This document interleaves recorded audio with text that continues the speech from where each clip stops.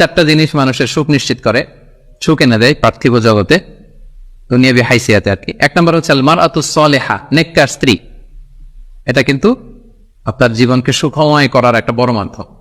দুই নম্বর হচ্ছে আল মাসকানুল ওয়াসিআ, প্রশস্ত বাসভবন।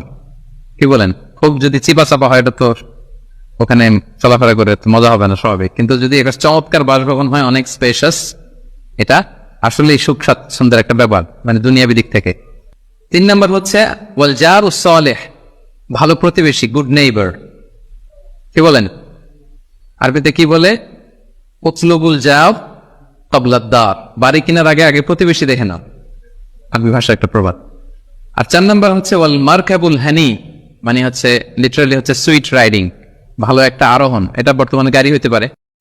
বিষ্ণু বললেন মান ক্বালা লা ইলাহা ইল্লাল্লাহ সিদকান মিন কলবিহি, একনিষ্ঠতার সাথে অন্তর থেকে কেউ যদি জীবনে একবার বলে লা ইলাহা ইল্লাল্লাহ দাখালাল জান্নাহ, তার যদি পাপ থাকে, অন্যায় থাকে, ওই পাপ আর অন্যায়ের শাস্তিগুলার পরে কোনো না কোনো দিন আমার ওই বান্দা জান্নাতে ঢুকবে।